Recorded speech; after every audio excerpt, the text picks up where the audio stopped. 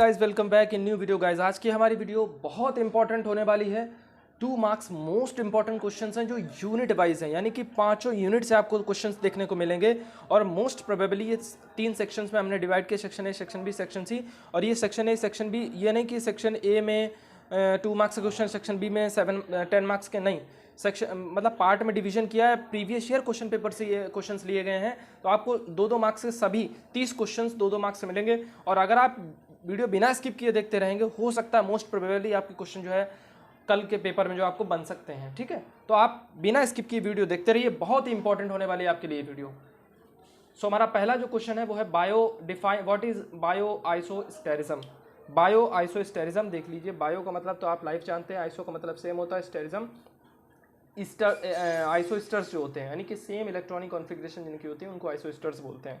और इनके टाइप्स देखिए, compound which have same physical and chemical properties and electronic distribution, further they also have similar biological activity. जिनकी chemical property, electronic distribution, physical property और उसकी biological activity same होती है, वो हमारे बायो आइसोस्टेरिज्म कहलाते हैं। और इनके टाइप्स जो हैं, इसके एग्जांपल की बात करें तो कार्बन मोनोऑक्साइड, ये बायो आइसोस्टर्स होते हैं, इनका इलेक्ट्रॉनिक कॉन्फ़िगरेशन सेम होता है। ठीक है, example carbon monoxide nitrogen, carbon dioxide nitrous oxide. इसके टाइप्स की बात करें तो क्लासिकल, नॉन क्लासिकल। क्लासिकल की बात करें तो क्लासिकल में जो chemical property, physical property, electronic distribution और बायोलॉजिकल प्रॉपर्टी सब कुछ सेम होगा, लेकिन नॉन क्लासिकल में केवल इलेक्ट्रॉनिक कन्फिग्रेशन सेम नहीं होगा। एग्जांपल इसकी बात करें नॉन क्लासिकल की तो आइसोप्रोटोरिनल होता है। ठीक है, नेक्स्ट हमारा जो क्वेश्चन है, mention the factors affecting the drug metabolism. Drug metabolism में ड्रग को मेटाबोलाइज्ड करने के टाइम पर कौन कौन से फैक्टर अफेक्ट करते हैं जाके। सबसे पहला एज फैक्टर है। देखिए, बच्चों में जल्दी जो है मेटाबॉलिज्म होता है, लेकिन बूढ़ों में मेटाबॉलिज्म या एडल्ट में मेटाबॉलिज्म ज़्यादा होता है बच्चों और बूढ़ों की कंपैरिजन में। ठीक है ना।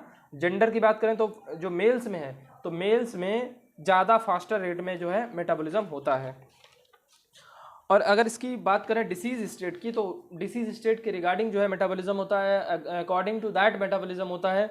डिसीज स्टेट की बात है, जैसे मान लीजिए लिवर फेलियर किसी को हुआ है, जॉन्डिस हुआ है, ठीक है, पीलिया हुई है किसी को, तो यहाँ पे मेटाबॉलिज्म इफेक्ट करेगा। और यही लिवर जो है, चूंकि लिवर सही से काम नहीं कर रहा होगा, उसके पास ब्लड फ्लो सही से नहीं जा पा रहा होगा, तो ये क्या करेगा, कंजेस्टिव हार्ट फेलियर भी कॉज कर सकता है। CHF डिक्रीज करता है ब्लड फ्लो इन लिवर, और ये क्या करता है, मेटाबॉलिज्म को फर्दर डिक्रीज करता है। ठीक है, नेक्स्ट हमारा जो क्वेश्चन है दूसरा, define adrenergic receptors and it's type. Adrenergic receptors क्या होते हैं, रिसेप्टर्स जो कि प्रेजेंट होते हैं सिंपैथेटिक नर्वस सिस्टम पर, और कौन से मेम्ब्रेन बाउंड जी प्रोटीन कपल रिसेप्टर होते हैं। टारगेट कहाँ पे करते हैं ये, कैटेकोलामिन्स पे। इसके टाइप्स की बात करें तो ये हमारे फर्दर 2 तरह के पार्ट होते हैं, अल्फा रिसेप्टर और beta receptor. Alpha receptor further 2 तरह के होते हैं, अल्फा 1, अल्फा 2। अल्फा 1 हमारा एक्साइटेटरी एक्शन देता है, यानी कि स्टिमुलेट करता है, बढ़ाता है किसी भी चीज़ को। ठीक है, और लोकेशन इसकी बात करें लिवर और आइरिस होता है। आइरिस का मतलब, आइरिस जो है हमारा आई में प्रेजेंट होता है। अल्फा 2 जो होता है इनहिबिटरी एक्शन देता है, कम करता है चीज मतलब एक्शन को। और यहाँ पे एग्जांपल लोकेशन की बात करें, टारगेट लोकेशन जो होता है वो ब्लड वेसल्स और पेनक्रियाज होते हैं। बीटा की रिसेप्टर की बात करें, बीटा 1, बीटा 2, बीटा 3, ये फर्दर इसके पार्ट है। एक्साइटेटरी एक्शन देता है बीटा 1, किडनी हार्ट में होता है। बीटा 2 हमारा प्रेजेंट लिवर स्मूथ मसल्स में होता है, इनहिबिटरी एक्शन देता है। और बीटा 3 हमारा एक्साइटेटरी एक्शन देता है, एडिपोज टिश्यू और ब्लैडर में प्रेजेंट होता है, यूरिनरी ब्लैडर में प्रेजेंट होता है। ठीक है, नेक्स्ट जो हमारा क्वेश्चन है, give structure in uses of propranolol. Propranolol के स्ट्रक्चर और यूजेस बताने। स्ट्रक्चर की बात करें तो हमारा ये 2 बेंजीन रिंग लगी होती है, OCH2 CHOH, और ये CH2 और NH लगा होता है, साथ में CH3 लगा होता है। ठीक है, यूज़ की बात करें तो ट्रीट्स हाइपरटेंशन, जो हाइपरटेंशन हो जाता है, ब्लड प्रेशर बढ़ जाता है, BP के जो मरीज होते हैं उनमें जो है इसको यूज़ किया जाता है। Treats CHF congestive heart failure में ये हेल्पफुल होता है। मायोकार्डियल इन्फाक्शन, हार्ट अटैक जब आ जाता है तब भी बहुत ज़्यादा हेल्पफुल होता है। इर्रेगुलर हार्ट बीट, जो अराइथमिया कॉज हो जाती है हमारी हार्ट में, वहाँ पर भी ये बहुत ज़्यादा हेल्पफुल होता है। नेक्स्ट हमारा जो क्वेश्चन है, what do you mean by cholinergic neurotransmitter.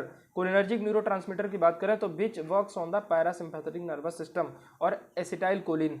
ठीक है, कोलिनर्जिक न्यूरोट्रांसमीटर का मतलब ही एसिटाइल कोलिन होता है, यानी कि एसिटाइल कोलिन जो है न्यूरोट्रांसमीटर होता है किसका, कोलिनर्जिक न्यूरोट्रांसमीटर के। और कोलिनर्जिक हमारे रिसेप्टर होते हैं, ठीक है, जो कि पैरासिम्पैथेटिक नर्वस सिस्टम में प्रेजेंट होते हैं। नेक्स्ट हमारा क्वेश्चन है give the catabolism of acetyl choline. Acetyl choline का कैटाबॉलिज्म यानी कि ब्रेकडाउन बताना है। तो एसिटाइल कोलिन हमारा कोलिनेस्ट्रेज एंजाइम के साथ मिल करके ये कोलिन और एसिटिक एसिड में कन्वर्ट होता है, that is catabolism of acetyl choline. ठीक है, नेक्स्ट जो हमारा क्वेश्चन है give the classification of the sedatives. तो सेडेटिव जो क्लासिफिकेशन की बात करें तो सेडेटिव हमारा जो क्लासीफाई होता है वो 6 क्लासेस में डिवीजन होता है इसका, सेडेटिव और हिप्नोटिक्स। यहाँ पे हिप्नोटिक्स भी कर लीजिए, सेम क्लासिफिकेशन होता है इसका। ठीक है, सेडेटिव है हिप्नोटिक्स। क्लासिफिकेशन की बात करें तो barbiturates, benzodiazepine, non benzodiazepine, alcohol carbamates और एमाइड्स, इमाइड्स और एल्डिहाइड डेरिवेटिव। ठीक है, बारबिचुरेट्स हमारे 4 तरह के होते हैं, long acting, short acting, intermediate, ultra short. Long acting में फिनोबारबिटल, शॉर्ट एक्टिंग में ब्यूटाबारबिटल होता है, चेंज हो गया देख लीजिए। इंटरमीडिएट में हमारा पेंटोबारबिटल होता है, अल्ट्रा शॉर्ट में थायोपेंटोन। इन सभी के भी आप स्क्रीनशॉट ले सकते हैं या फिर लिख सकते हैं, आपको हेल्पफुल होगा। नेक्स्ट जो हमारा क्वेश्चन है वो है what is anti psychotic drug. Anti का मतलब होता है अपोजिट या अगेंस्ट एक्शन देना, और साइकोसिस का मतलब तो मेंटल सिकनेस या मेंटल डिसऑर्डर। ठीक है, तो एंटी साइकोटिक ऐसे ड्रग होते हैं जो मैनेज करते हैं हमारी मेंटल हेल्थ को, ठीक है, और डिसऑर्डर को, that is called as anti psychotic drug. ये 2 मार्क्स के क्वेश्चन बहुत इंपॉर्टेंट होते हैं, तो आप जो है जरूर देख कर जाइए वीडियो, ताकि आपको हेल्पफुल रहे आपके लिए। नेक्स्ट हमारा क्वेश्चन है give the structure and uses of ethosuximide. Ethosuximide का स्ट्रक्चर देखिए, 5 कार्बन की रिंग बनी है और यहाँ पे दो नॉन अल्टरनेट पोजीशन पर O लगे, कीटोन ग्रुप लगा है, और बीच में NH ग्रुप लगा है, अमोनिया अमाइन ग्रुप लगा है। ठीक है, यहाँ पे एक CH3 और C2H5 इथाइल लगा है, इथाइल और मिथाइल लगे हैं। ठीक है, और इसके यूजेस की अगर बात करें तो यूजेस हमारे सीजर्स में यूज या ट्रीटमेंट ऑफ एपिलेप्सी और प्रिवेंशन ऑफ कन्वल्जन्स, यानी मिर्गी के दौरे हो गए, आपको चक्कर आना, आप सही से दिमाग काम नहीं करना, ये इथोसक्सीमाइड जो है यहाँ पर यूज़ किया जाता है। नेक्स्ट हमारा क्वेश्चन है name the drug and used in inflammation. Inflammation, तो इन्फ्लामेशन कौन कौन सी ड्रग होती है? आपसे नाम पूछा गया ड्रग का कि इन्फ्लामेशन में कौन सी यूज है, आपको ऐसे भी पूछा जा सकता है name the drug used in the anti inflammatory drugs. बात दोनों एक ही है भाई, इन्फ्लामेशन को खत्म करने वाली ड्रग ही आप लिखेंगे तो एंटी इन्फ्लामेटरी भी लिख सकते हैं।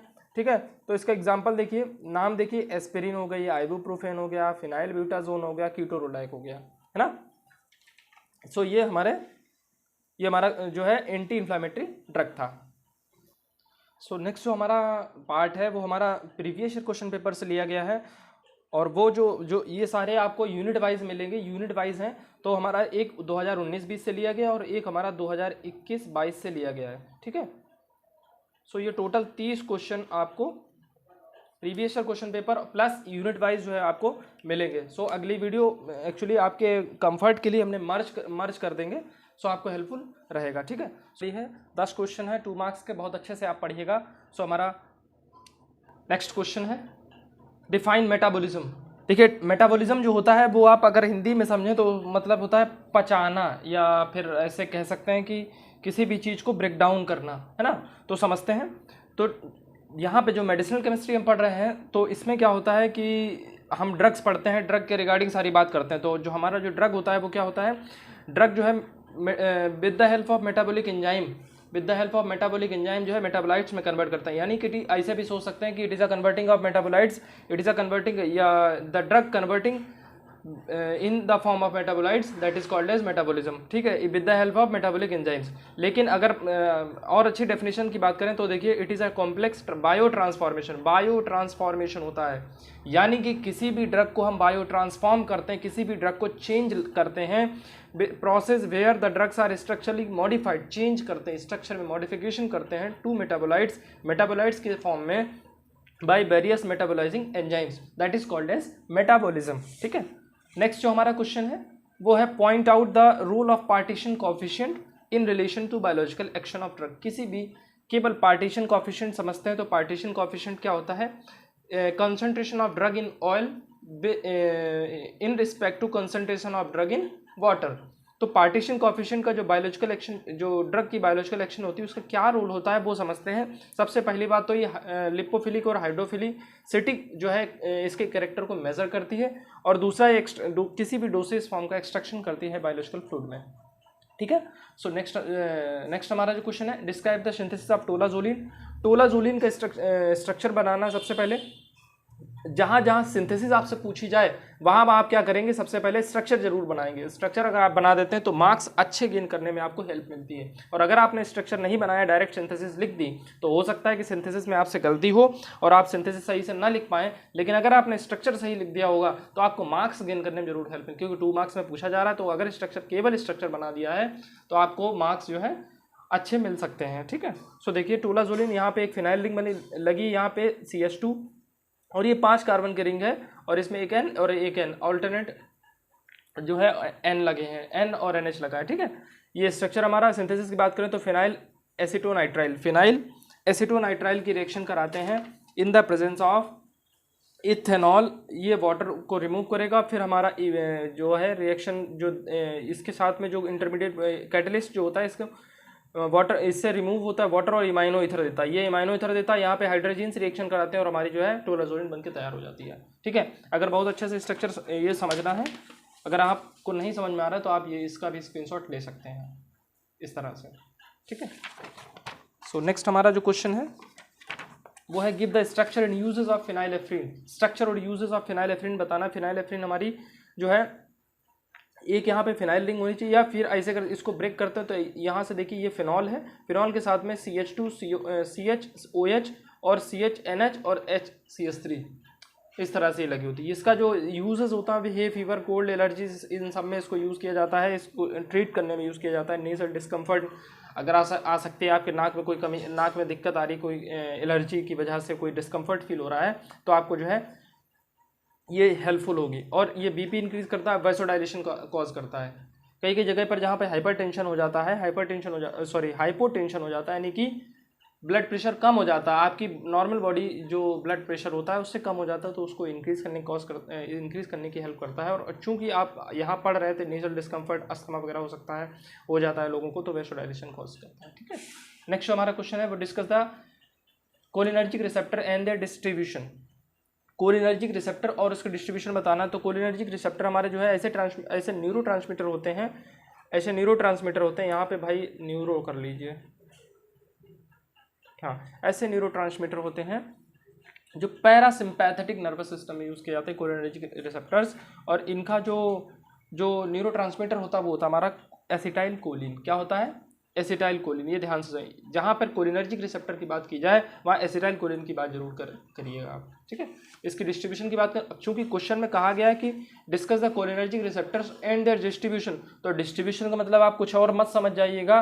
डिस्ट्रीब्यूशन का मतलब आपका जो है, यहाँ पे बहुत सारे लोग ये समझ सकते हैं कि ADME वाला है, एब्जॉर्प्शन, डिस्ट्रीब्यूशन, मेटाबॉलिज्म, एक्सक्रीशन वाला। नहीं, ये नहीं। यहाँ पे जो कोलिनर्जिक रिसेप्टर और एंड देयर डिस्ट्रीब्यूशन लिखा है, तो इसका मतलब है कि उसके टाइप्स पूछे गए हैं। तो जो कोलिनर्जिक रिसेप्टर्स होते हैं वो बेसिकली हमारे 2 तरह के होते हैं, एक निकोटिनिक होता है और एक हमारा मस्कैरिनिक होता है। निकोटिनिक 2 तरह के होते हैं, N1 N2, और मस्कैरिनिक हमारे फर्दर 5 तरह के होते हैं, M1 M2 M3 M4 और M5। ठीक है। सो नेक्स्ट हमारा क्वेश्चन है, डिफरेंशिएट एंटीकोलिनर्जिक एंड एंटीकोलिनस्टरीज। 2 चीज़ें बतानी, एंटीकोलिनर्जिक और एंटीकोलिनस्टरीज। देखो, एंटीकोलिनर्जिक का मतलब समझिए, एंटी का मतलब होगा अपोजिट, और कोलिनर्जिक तो आपने अभी पढ़ा था, एसिटाइल कोलिन वाला। ठीक है। तो एंटीकोलिनर्जिक ऐसे ड्रग होते हैं जो ब्लॉक करते हैं। ये क्या करते हैं? कोलिनर्जिक के अपोजिट काम करते हैं। कोलिनर्जिक रिसेप्टर जो होता है, एसिटाइल कोलिन जो होता है, उसको ब्लॉक करते हैं मस्कैरिनिक रिसेप्टर पर, CNS और PNS में। ठीक है। ये ब्लॉक करते हैं, इसलिए इसको एंटीकोलिनर्जिक बोला। जो एंटीकोलिनस्टरेज क्या होता है? ये इस तरह एक एंजाइम होता है, एक ड्रग जो है हेल्पफुल होती। क्या? Anticholinesterase drug which prevent the destruction and prolong action of neurotransmitter acetyl choline को और बढ़ाता है। ये क्या करता है? ब्लॉक करता है। ये एसिटाइल कोलिन की जो लाइफ साइकिल है उसको और बढ़ाता है, प्रोलॉन्ग एक्शन देता है और डिस्ट्रक्शन करता है। डिस्ट्रक्शन, जो एसिटाइल कोलिन हमारा ब्लॉक हो गया था और प्रिवेंट हो गया था, डिस्ट्रक्ट हो गया था, उसको रोकता है with the help of enzyme acetyl cholinesterase enzyme in the central nervous system.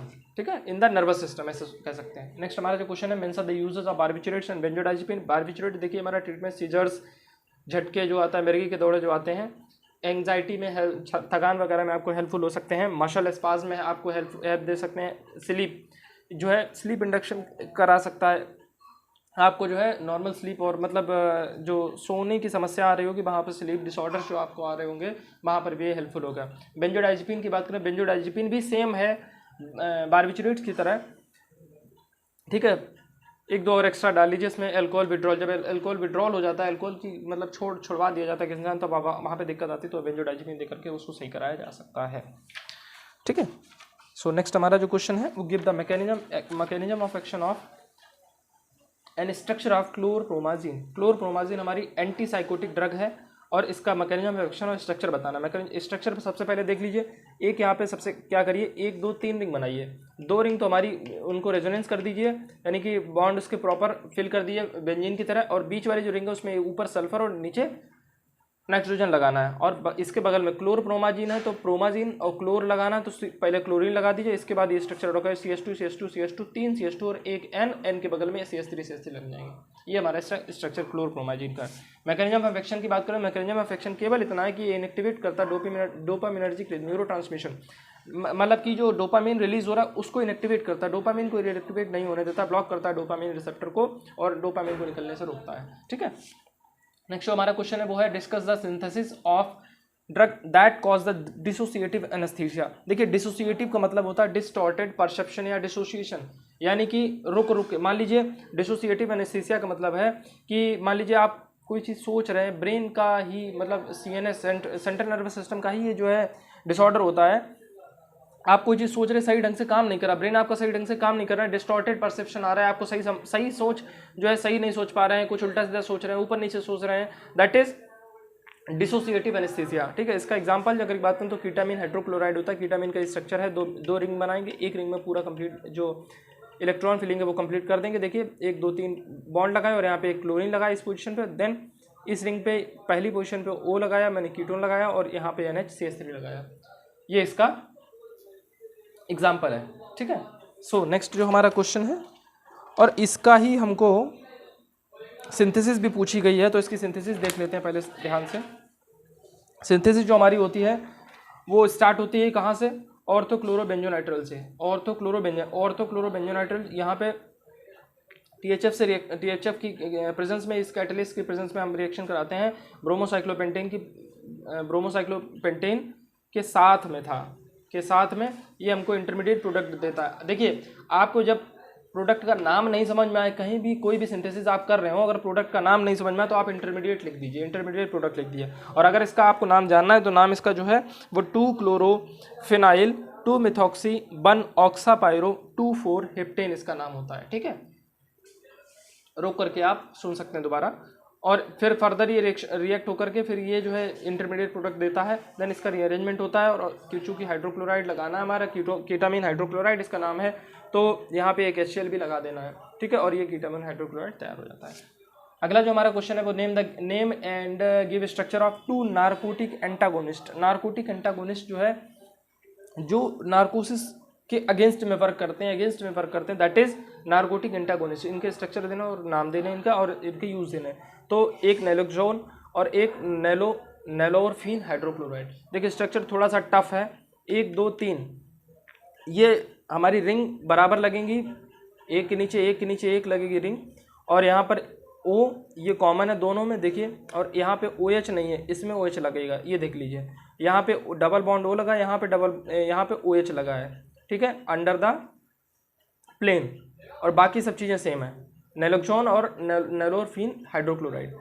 ये हमारा क्या होता है, CNS डिप्रेसेंट होते हैं, ठीक है। ये क्या दोनों हमारे CNS डिप्रेसेंट बहुत ही हेल्पफुल। सो ये रहे हमारे आज के 10 क्वेश्चन। वीडियो के अंत तक बने रहिए, को हमारी वीडियो अच्छी लगी हो तो प्लीज चैनल को लाइक शेयर सब्सक्राइब करना ना भूलें गाइस। जो सॉल्युबिलिटी होता है वो और आपको कि मैक्सिमम बेल आइकन भी दबाना है, बेल आइकन अगर आप प्रेस करेंगे तो आपको जो है नई video particles which can be dissolved इन पर 100 ml या फिर 1000 ग्राम या 100 ग्राम ऑफ सॉल्वेंट। इसका सीधा सीधा मतलब ये है कि आपके सॉल्यूशन में सॉल्यूट होना चाहिए प्लस सॉल्वेंट होना चाहिए, ठीक है।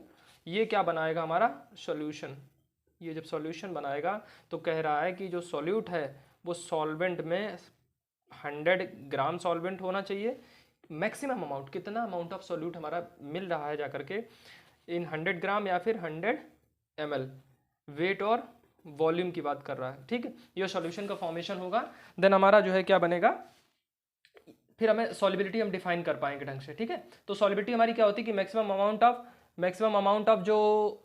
Amount of solid particles which can be dissolve per 100 ml और per 100 gram of the solvent that is called as solubility of drug. और जो सॉल्युबिलिटी हमारी होती है वो किसी भी ड्रग की वो टेम्परेचर पे डिपेंड करती है, प्रेशर पे डिपेंड करती है, पीएच पे डिपेंड करती है। जैसा हमें इन्वायरमेंट मिलेगा उस पे जो है हमारी जो सॉल्युबिलिटी है वो डिपेंड है। सॉल्युबिलिटी आप ऐसे भी कह सकते हैं कि formation of solution from solute और सॉल्वेंट का मिक्सचर, ये से हम सॉल्युबिलिटी भी कह सकते हैं, ठीक है। नेक्स्ट जो हमारा क्वेश्चन है वो है what is ring equivalent bio isosterism. Question कह रहा है कि रिंग इक्विवेलेंट बायो आइसोस्टेरिज्म क्या होता है।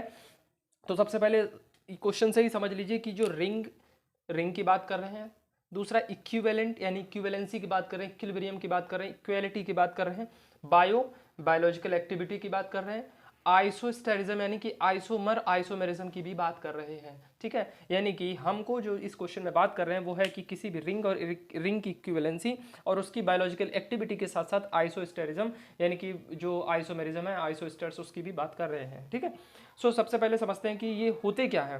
रिंग इक्विवेलेंट बायो आइसोस्टेरिज्म जो होता है वो होता है दीज आर द सब्स्टिट्यूएंट और ग्रुप्स with similar physical और chemical properties which produce broadly similar biological properties in a compound। कुछ नहीं, सीधा सीधा ये होते हैं कि जो ऐसे सब्स्टिट्यूएंट और ग्रुप जो हमारी फिजिकल प्रॉपर्टी, केमिकल प्रॉपर्टी इनकी सेम होती है और जो प्रोड्यूस करते हैं क्या, सिमिलर बायोलॉजिकल प्रॉपर्टी को देते हैं, ऐसे कंपाउंड को हम बायो आइसोस्टर्स बोलते हैं। और ऐसी फेनोमेना जो हमें ये प्रोवाइड करती है biological activity, chemical, physical property same, वो उसको हम कहते हैं bio isosterism, ring equivalent bio isosterism, ring और इक्विवेलेंट बायो आइसोस्टेरिज्म, ठीक है।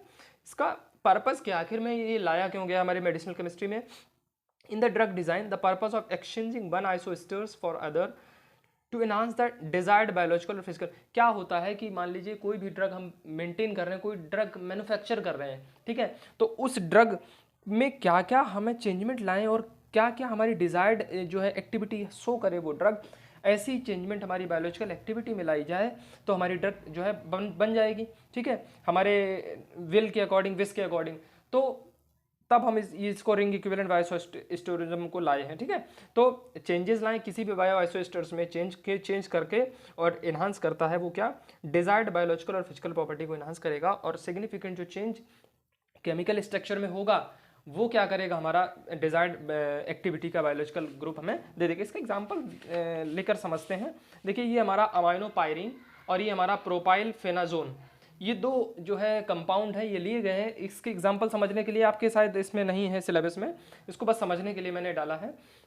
यहाँ पर देखिए एक नाइट्रोजन ग्रुप और यहाँ पे एक नाइट्रोजन ग्रुप नहीं है, यहाँ कार्बन है और यहाँ पे नाइट्रोजन, सिर्फ इतना चेंज किया है। अमाइनोपायरिन हमारा कार्सिनोजेनिक एक्टिविटी देता है, कार्सिनोजेनिक जो है प्रॉपर्टी शो करता है, और जो हमारा फेनाजोन है वो हमारा क्या करता है, नॉन कार्सिनोजेनिक एक्टिविटी देता है, ठीक है। फेनाजोन जो है नॉन कार्सिनोजेनिक एक्टिविटी देता है।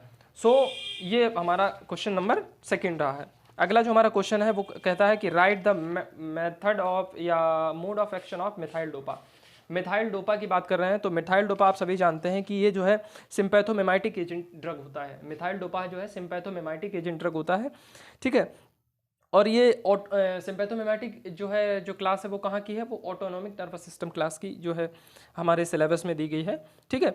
तो ये क्या करता है, जो मिथाइल डोपा है वो क्या करता है, centrally acting alpha two agonist. ये centrally acting alpha two agonist work करता है। कैसे वर्क करता है, अल्फा टू एगोनिस्ट काम करता है, ठीक है।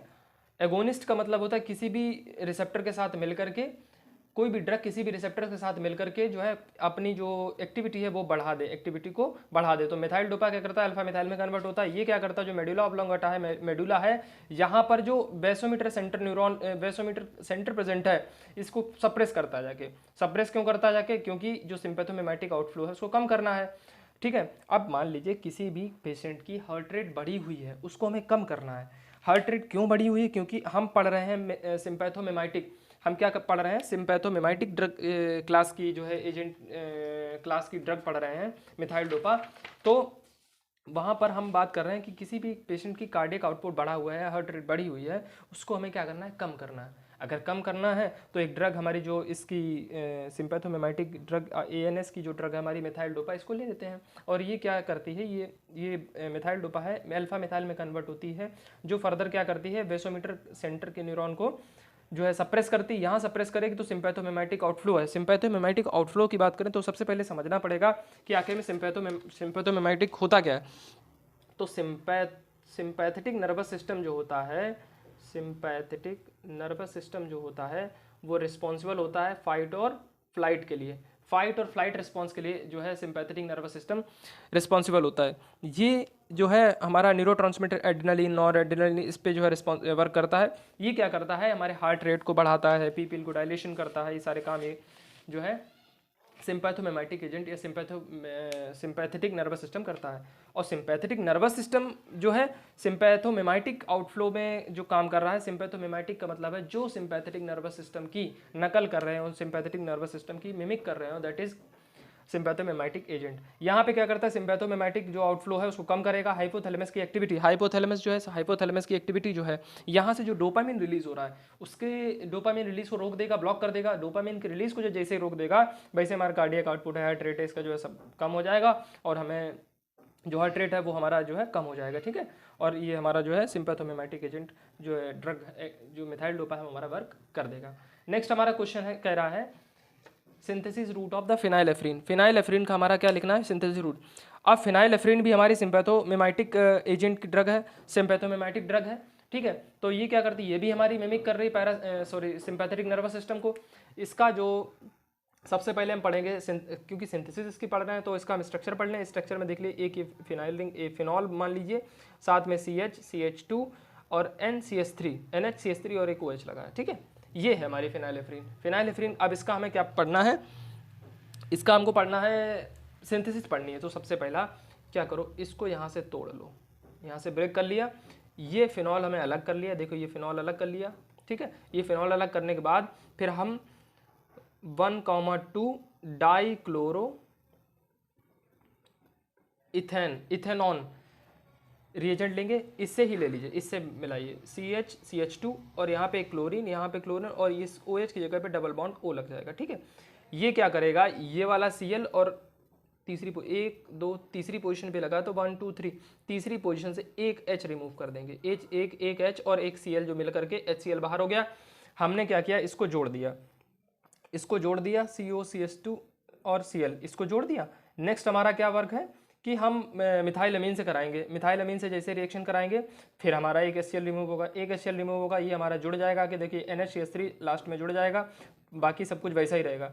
अब C डबल बॉन्ड O चल रहा है तो इसको रिडक्शन करने के लिए, कहीं भी रिडक्शन करना है आपको, प्लेटिनम निकेल इसकी प्रेजेंस में आप करा सकते हैं, रिडक्शन आपको करना है तो रिडक्शन में यही सीधा सीधा जान लीजिए कि रिडक्शन में क्या होता है, जो O होता है डबल बॉन्ड O होता है वो क्या करता है, OH में कन्वर्ट हो जाता है और हमारा फिनाइलेफ्रिन मिल गया, ठीक है। अगला जो हमारा क्वेश्चन है वो हमारा पैरासिम्पैथोलिटिक्स एजेंट क्या होते हैं। Next question is that define parasympatholytic agent. देखिए पैरासिम्पैथोलिटिक एजेंट वो होते ऐसे सब्सटेंस या ऐसे ड्रग होते हैं जो रिड्यूस करता है पैरासिम्पैथेटिक नर्वस सिस्टम के रिस्पॉन्स को, पैरासिम्पैथेटिक की एक्टिविटी को कम करता है। ऐसे ड्रग जो पैरासिम्पैथेटिक एक्टिविटी को कम करते हैं इनको हम पैरासिम्पैथोलिटिक्स कहते हैं। पैरासिम्पैथेटिक की एक्टिविटी की सबसे पहले समझ लेते हैं कि पैरासिम्पैथेटिक क्या होता है। पैरासिम्पैथेटिक जो होता है वो रेस्ट एंड डाइजेस्ट, पैरासिम्पैथेटिक जो होता है वो हमारा क्या करता है, रेस्ट एंड डाइजेस्ट के लिए रिस्पॉन्सिबल होता है, रेस्ट एंड डाइजेस्ट के लिए रिस्पॉन्सिबल होता है, ठीक है। तो जो पैरासिम्पैथोलिटिक्स जो होते हैं वो हमारे क्या करते हैं, पैरासिम्पैथेटिक नर्वस सिस्टम की जो एक्टिविटी है उसको कम कर देते हैं। कैसे कम करते हैं, ये क्या करते हैं, जो एसिटाइल कोलिन रिलीज हो रहा है, जो हमारा न्यूरोट्रांसमीटर एसिटाइल कोलिन है, एसिटाइल कोलिन जो न्यूरो ट्रांसमीटर है इसको क्या करता है, इनहिबिट करता है या फिर इसको ब्लॉक कर देता है। और जैसे ही इसको ब्लॉक करें तो ये पैरासिम्पैथोलिटिक एजेंट की तरह काम करने लगेगा, ठीक है। इसके ड्रग की बात करें, डाइक्लोमीन है, कार्बाकोल है, मेथाकोलिन है, ये सारे जिसके ड्रग्स हैं। नेक्स्ट हमारा जो क्वेश्चन है वो है क्लासिफाई कोलिनेस्ट्रेज इनहिबिटर। सबसे पहले समझते हैं कि कोलिनेस्ट्रेज इनहिबिटर क्या होता है और किस क्लास की ड्रग है, ड्रग इसकी कौन कौन सी, ये सब देखते हैं। तो कोलिनेस्ट्रेज जो होता है वो हमारा पैरासिम्पैथेटिक नर्वस सिस्टम से मिलता जुलता काम करता है। ये क्या करता है, those drugs which does not directly act on receptors, ऐसी ड्रग, ध्यान से सुनिएगा, पैरासिम्पैथेटिक नर्वस सिस्टम अभी मैंने बोला उसको छोड़ दीजिए, अभी ध्यान से सुनिएगा कि those drugs which does not directly act on receptors, जो ड्रग रिसेप्टर्स पे वर्क नहीं करते हैं, डायरेक्टली रिसेप्टर्स पे काम नहीं करते हैं जाके, वो क्लास जो कोलेस्ट्रॉल इनहिबिटर है वो क्या करता है, इनहिबिट करता है हाइड्रोलिसिस, जो ब्रेकडाउन एसिटाइल कोलिन का जो ब्रेकडाउन है किसके साथ में, एसिटाइल कोलिनस्ट्रेज एंजाइम की प्रेजेंस में इसको रोकता है। ACH की जो सिंथेसिस है या सॉरी हाइड्रोलिसिस यानी ब्रेकडाउन है उसको रोकता है। जब रोकेगा तो ये क्या करता है, जो लाइफ साइकिल है एसिटाइल कोलिन की उसको बढ़ा देता है। एसिटाइल कोलिन की लाइफ साइकिल को अगर बढ़ा देगा तो जो पैरासिम्पैथेटिक नर्वस सिस्टम है वो हमारा और बढ़ जाएगा, पैरासिम्पैथेटिक नर्वस सिस्टम है और बढ़ जाएगा। एक एग्जांपल से समझते हैं कि आखिर में ये बला है क्या। ठीक है, देखिए एक डिसीज होती है एल्जाइमर्स डिसीज।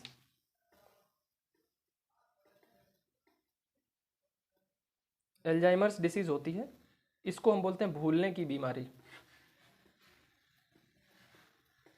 भूलने की बीमारी।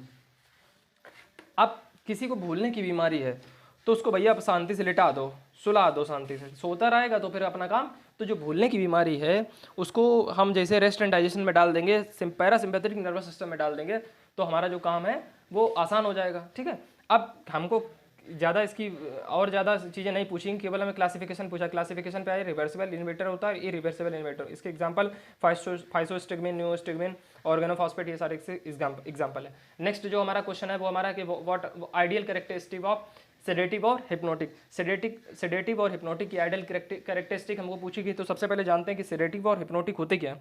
जो सेडेटिव होती है ये क्या करती है, एक ऐसी मेडिसिन, मतलब जो भी ड्रग्स हैं, ऐसी ड्रग और ऐसी मेडिसिन जो हमको क्या काम फील कराएं, शांति फील कराएं और क्या करें, वांट टू स्लीप, हमें जो है स्लीप के लिए कहें कि मतलब नॉर्मल हमें जो है नेचुरल स्लीप देने की कोशिश करें। ठीक है, इसको हम सेडेटिव बोलते हैं। और हिप्नोटिक क्या होते हैं, हिप्नोटिक क्या करते हैं, आर्टिफिशियल स्लीप देता है। ये नेचुरल स्लीप देता है सेडेटिव, और हिप्नोटिक आर्टिफिशियल स्लीप देता है। ठीक है, ये क्या करता है, एक्सटेंड करता है, इंप्रूव करता है क्वालिटी ऑफ स्लीप को हिप्नोटिक हमारा बढ़ाता है। अब इसकी जो आइडियल कैरेक्टरिस्टिक है वो easy to administer, cost effective, promote natural sleep. इसकी क्या है, रैपिड एब्जॉर्प्शन होना चाहिए, नो डिपेंडेंसी होनी चाहिए, रैपिड स्लीप इंडक्शन होना चाहिए। ठीक है, सो नेक्स्ट जो हमारा क्वेश्चन है वो है draw the chemical structure of clonazepam. So clonazepam जो हमारा है वो बेंजोडाइजिपिन एंटी कन्वल्जेंट क्लास की ड्रग है जो हमारी एपिलेप्सी, सीधे पहले समझते हैं स्ट्रक्चर हमें समझना है। तो जो हमारी एपिलेप्सी होती है उसको ट्रीट करने में ये हेल्पफुल होती है। एपिलेप्सी का मतलब होता है मिर्गी के दौड़े। ठीक है, बेंजोडाइजिपिन क्लास की ड्रग है ये हमारी क्लोनाजिपम, और ये इसका केमिकल स्ट्रक्चर देखिए, ये फिनाइल रिंग लगी है। ठीक है, ये बेंजीन रिंग लगी है, यहाँ पे NO2 लगा है, यहाँ पे एक NH 5 कार्बन की एक रिंग पहले लगी, NH लगा है तीसरी पोजीशन पे, इसकी इस 5 कार्बन की तीसरी पोजीशन पे फिर हमारा N लगा है, एक डबल बॉन्ड O लगा है, और नीचे फिनाइल क्लोरोफिनाइल लगी है, और यहाँ पे एक इस तरह से ये स्ट्रक्चर बना है। स्ट्रक्चर आपको खुद ही रटना पड़ेगा, खुद ही पढ़ना पड़ेगा, खुद ही देखना पड़ेगा। 10 बार आप इसको ड्रॉ करेंगे तो स्ट्रक्चर आपसे ड्रॉ हो जाएगा और आपको समझ में भी आ जाएगा। यूजेस की बात करें तो जो हमारा, हमने आपको अभी बताया कि एपिलेप्सी जो है, एपिलेप्सी यानी मिर्गी के दौड़े, इनमें हेल्पफुल होता है। अब मिर्गी के दौड़े किसी को आ रहे हैं तो उसको भाई सुला दो, तो सीधी सी बात सेडेटिव और हिप्नोटिक में भी काम करता है। इसका मैकेनिज्म ऑफ एक्शन भी देखते हैं। तो गाबा रिसेप्टर को जो स्टिमुलेट करता है, gamma amino butyric acid receptor जो है इसको स्टिमुलेट करता है। ठीक है, नेक्स्ट जो हमारा क्वेश्चन है वो है write the synthetic route of halothane. Halothane जो हमारा है वो हमारा जनरल एनेस्थीसिया, हेलोथेन जो हमारा होता है जनरल एनेस्थीसिया में दिया जाता है। तो हेलोथेन जनरल एनेस्थेटिक क्लास की ड्रग है हेलोथेन। इसका एक स्ट्रक्चर सिंथेटिक रूट पूछा है, तो सिंथेसिस जब भी आपसे पूछी जाए तब सबसे पहले आप स्ट्रक्चर ड्रॉ करिए, इसके बाद उसकी सिंथेसिस स्टार्ट करिए। देखिए 2 कार्बन, यहाँ पे एक H, एक ब्रोमीन, एक क्लोरीन और 2 फ्लोरीन, 3 फ्लोरीन लगे इस कार्बन पे। ठीक है, कुछ नहीं है, 2 क्लोरो, 2 नंबर, पहला ये इसकी नंबरिंग कर लेंगे, पहला और ये दूसरा, तो दूसरे 2 क्लोरो, दूसरे पोजीशन पर 1 क्लोरीन लगी है। ठीक है, और जो पहली पोजीशन पर 3 फ्लोरो हैं, तो 2 क्लोरो 1,1,1, ट्राई फ्लोरो इथेन का ब्रोमिनेशन कराएंगे। कुछ नहीं, ब्रोमिनेशन का मतलब है सीधे सीधे ब्रोमीन ऐड कर देंगे, एक हाइड्रोजन हटा के ब्रोमीन ऐड कर देंगे और हमारा जो है ड्रग तैयार हो जाएगा। बहुत सिंपल सी है। यहाँ पे देखिए एक हाइड्रोजन हटा करके ब्रोमीन यहाँ पे जोड़ दिया और हेलोथेन हमारी बन गई। ठीक है, ये जनरल एनेस्थीसिया में यूज़ की जाती है।